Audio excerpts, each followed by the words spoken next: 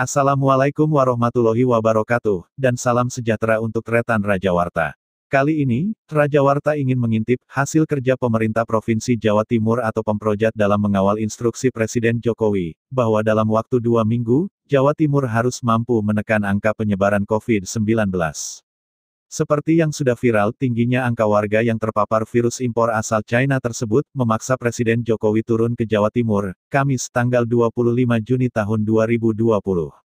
Setelah mendengarkan penjelasan, Gubernur Jawa Timur, Khofifah Indar Parawansa, akhirnya Presiden memberi waktu 14 hari agar penyebaran COVID-19 di Jatim bisa terkendali. Sebelum Presiden Jokowi memberi waktu 14 hari agar gubernur mampu menekan angka penyebaran COVID-19 di Jatim, Khofifah memaparkan banyak hal terkait dengan COVID-19. Salah satunya adalah rendahnya tingkat kepatuhan masyarakat terhadap protokol kesehatan, terutama di kawasan Surabaya Raya, yang mencakup Gresik dan Sidoarjo. Dengan berlatar belakang penjelasan Gubernur Jawa Timur tersebut, Presiden Jokowi memutuskan bahwa Jawa Timur belum bisa masuk ke masa new normal. Namun, jika dalam waktu 2 minggu ada penurunan angka, maka ada kemungkinan Presiden mengizinkan Jatim masuk ke new normal.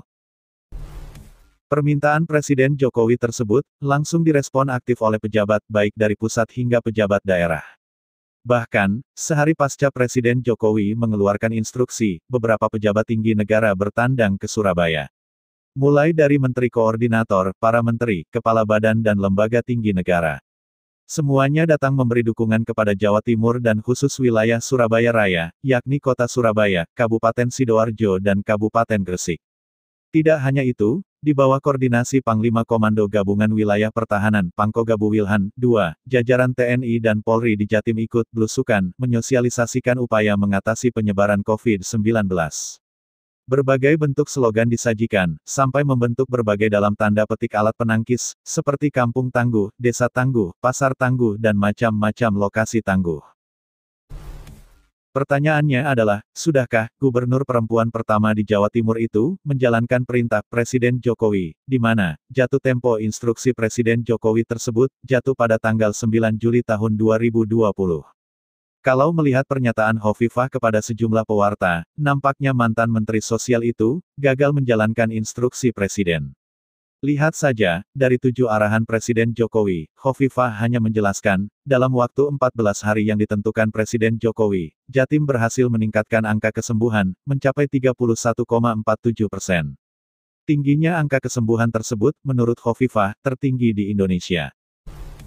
Sementara, terkait dengan tingginya angka warga yang terpapar virus corona, wanita berjilbab itu dalam tanda petik berlindung di balik ketidakpatuhan masyarakat terhadap protokol kesehatan. Dia menjelaskan, di pasar tradisional maupun tempat berkumpul masyarakat tingkat kepatuhan masyarakat Surabaya Raya masih rendah, di bawah 20%. Masyarakat yang tidak memakai masker di pasar 84%, sedangkan di tempat tongkrongan 88%. Entah siapa yang disalahkan Khofifah, dia menyebut, di pasar tradisional sudah dibagikan masker berkali-kali, serta diminta untuk menggunakan face shield. Tetapi katanya, tetap saja sekitar 84,1% tidak menggunakan masker, 89% belum physical distancing. Argumentasi Gubernur Jawa Timur yang diduga gagal mengawal instruksi atau ultimatum Presiden, tidak membuat Jokowi membela mantan anak buahnya itu, yakni mantan Menteri Sosial. Gagalnya, Khofifah tersebut, terlihat dari pernyataan Presiden Jokowi yang menyebut, Indonesia kini dihadapkan pada dalam tanda petik lampu merah penanganan COVID-19. Ini terungkap dari adanya penambahan kasus positif COVID-19 secara nasional mencetak rekor, dengan 2.657 kasus baru. Sekedar tambahan referensi untuk Tretan Raja Warta. Pada saat Presiden Jokowi bertandang ke Surabaya, Kamis tanggal 25 Juni tahun 2020, Gubernur Jawa Timur diperintahkan untuk menjalankan 7 arahan Presiden. Pertama, memiliki perasaan yang sama, bahwa Indonesia sedang menghadapi krisis kesehatan dan ekonomi. Sebaliknya, bukan merasa normal-normal saja, sehingga abai terhadap penanganan dan protokol kesehatan, serta seluruh instansi pemerintahan tidak berjalan sendiri-sendiri. Harus berkoordinasi. Kedua, tes masif, pelacakan, isolasi hingga treatment harus terus dilakukan, dengan jumlah yang lebih banyak. Ketiga, apabila COVID-19 terkendali dan masuk ke new normal, maka harus ada prakondisi terlebih dahulu, jangan langsung dibuka. Keempat, mengajak tokoh masyarakat untuk menyosialisasikan protokol kesehatan kepada masyarakat. Kelima, meminta kepada gubernur dan bupati atau wali kota agar dalam membuat kebijakan terkait COVID-19, merujuk data sains dan pakar epidemiologi. Keenam, diminta kepala daerah menyiapkan alternatif strategi penanganan agar betul-betul siaga dalam menghadapi situasi tak terduga. Ketujuh, agar dalam 2 minggu ke depan angka COVID-19 di Jatim ada penurunan. Penurunan angka tersebut dianggap penting oleh Presiden sebagai syarat Jatim masuk ke dalam new normal. Nah, sekarang waktu 14 hari itu sudah tiba, yakni tanggal 10 Juli tahun 2020, bahkan sudah terlewati. Selama 2 pekan itu, ternyata Jatim terlihat gagal menjalankan 7 arahan Presiden. Salah satu prestasi gubernur adalah mampu meningkatkan angka kesembuhan, namun angka yang terpapar hingga saat ini masih ada kecenderungan terus meningkat.